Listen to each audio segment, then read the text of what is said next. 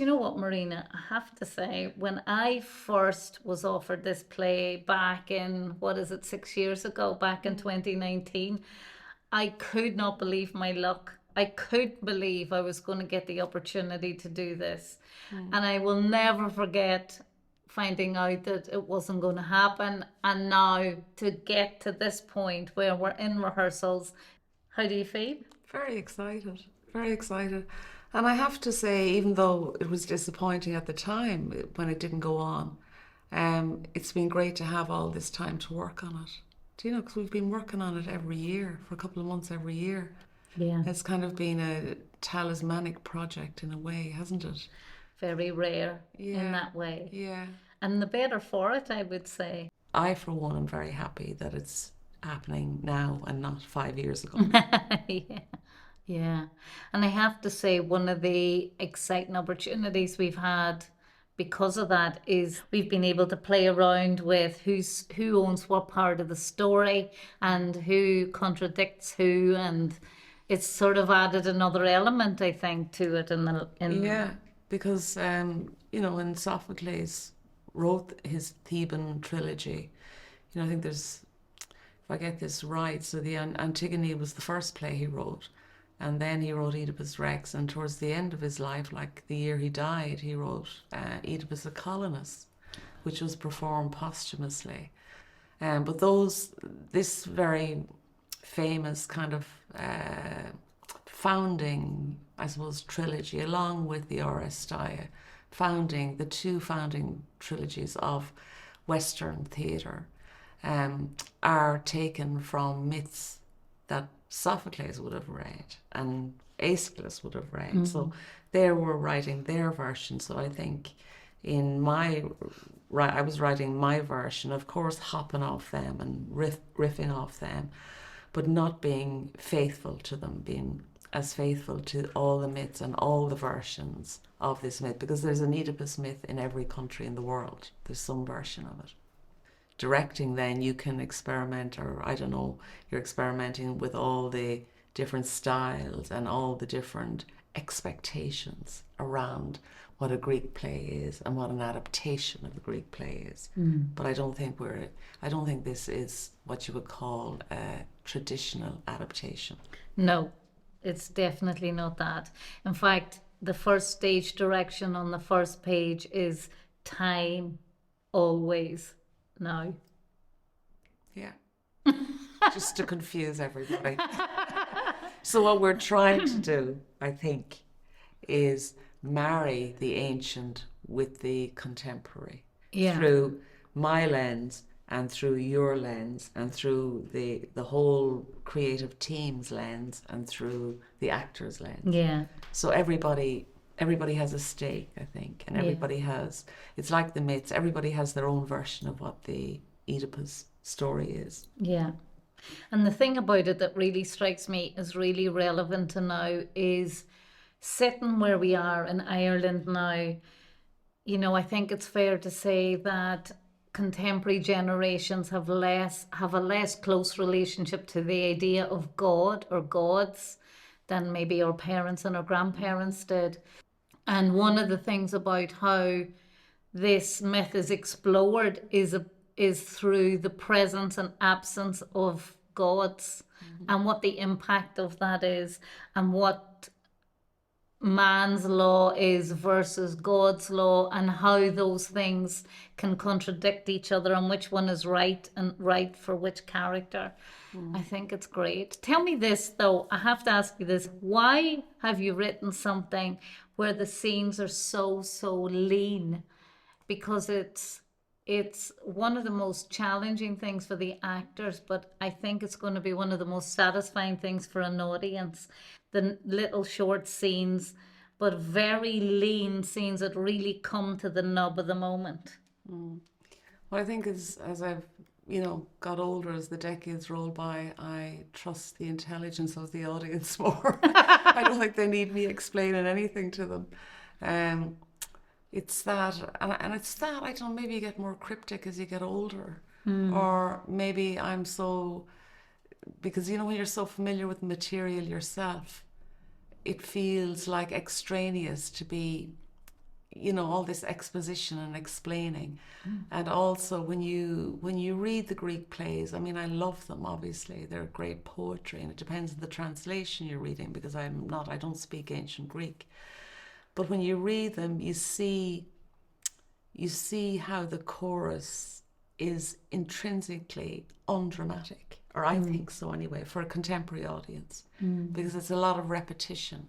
So we get the action, we get the scene, and then we get the chorus telling us what happened in the scene, and they tell us what's going to happen, and they tell us what happened 5,000 years ago in the whole history of the house. And then you have another scene, and of course that's all very connected to the evolution of what we now call the modern theatre. The one character, Thespis, steps out, and suddenly there's a scene out of the chorus. There's a scene, and then you have the two actors. They bring two actors, and then you have three actors, and then you have someone invents scenery. So you have all these elements coming together. So they were kind of inventing. They were inventing it. And some of those things are unnecessary now I'm not saying we're any better, but just our visual sensibility and our tolerance is much less. We want it all fast, and we want it now. And also I think we pick up on these things because of TV and film. We get the cues quicker, I think. Yeah. So you've cut the chorus.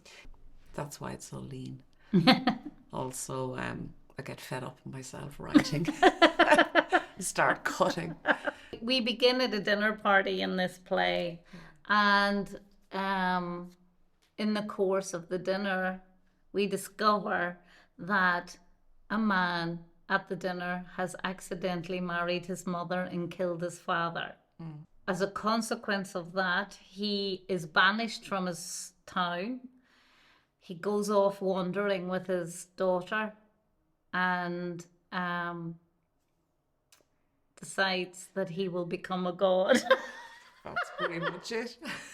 And so he sits down on the grave of ancient gods, the Furies, and waits to be elevated into godliness. Not an unusual thing, a man who wants to marry his mother and thinks he's a god. Yeah, it's very common. It's very Irish theme. There's a lot of elements in the play that feel like they're derived from Irish culture. There's a lot of kind of tonal elements and a lot of things you say or put in the mouths of characters that feel like they could be said about contemporary Ireland, but at the same time is very, very true to the origins. I'm thinking about things like, when you say things like, we can never let this happen again. I can't believe, like Jocasta says at some point, I can't believe we all let this happen. I can't believe I let this happen. Things like that, in relation to the treatment of babies in particular in the play. The Banshee, the relationship between Tiresias and the she in our history with the story of the she in it. So all of that, I think one of the really brilliant things about the play is how all those elements are woven together, and it's very definitely your version of this trilogy, this myth. We all know who Oedipus is, or we know something about him. And it's problematic, I mean, the Oedipus of Colonus, I'm talking about Sophocles playing Oedipus of Colonus.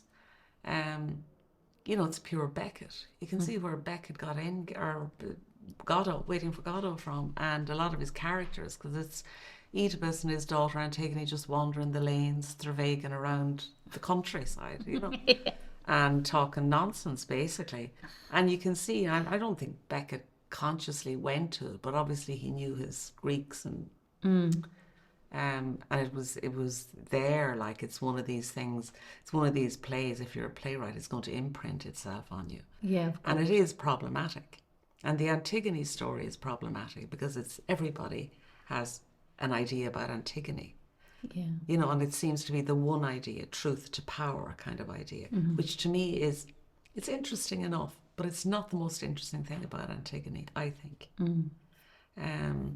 and just stuff like that. And then the whole Oedipus thing, I suppose Oedipus and Jocasta, the mother, son, who are married. And it's about that thing, knowing and not knowing, isn't it? Yeah. Because Sophocles is fantastic on that. You know, he hints at it, but he never fully teases it out. But he kind of mentions it, Jocasta describing Laius to Oedipus in Sophocles, I'm talking.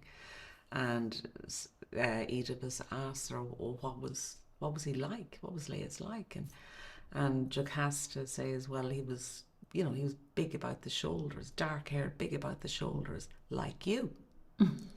And that's it. And that just always fascinated me, the silence of Jocasta.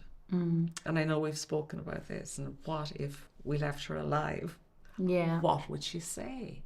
Yeah. And what would happen to that marriage, knowing what they now know? Yeah. Post the revelation, whether they knew or not, and that's all to play for. What kind of experience do you think audiences, what do you think they'll make of it? It's not a very typical adaptation, but I think they'll definitely be taken on a journey. I think they will be intrigued to know what happens next. I think it's quite tantalizing in that way, and it keeps them guessing all the way through. And I think that they will come out of it wanting to go back and see it again. I don't want people to be turned off thinking, oh, it's based on a Greek myth and it's going to be obscure and highfalutin or anything. It's not going to be that. You know, No. It's a story. It's essentially a story about a family over 3 generations. That's what it is. Who discover horrendous things about themselves. And each other. Yeah. That's what it is. So it's the family swill. Yeah. And then you have the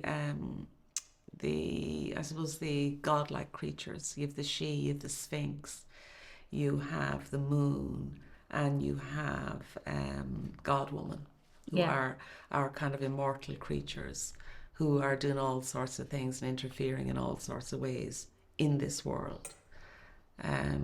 So I hope it'll be, I really hope it'll be a rewarding evening for them.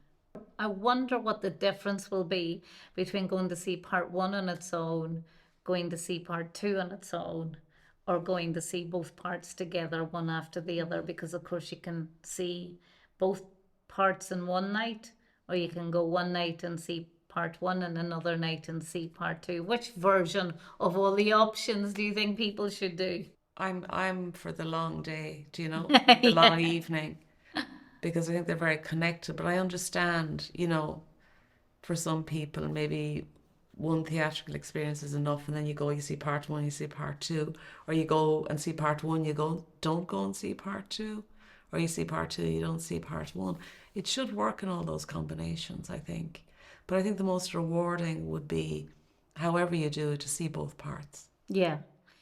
I love like you, I love a long day in the theatre. So I love the commitment and the camaraderie and being in the audience and all the chats that go on in between. Yeah. You know, and the breaks and the little going for the dinner, and I love the whole day, the whole event of it. So let's hope they come to both. Let's hope they keep coming back, because they can't figure it out. Or maybe come twice, 2 versions. Twice. Yeah.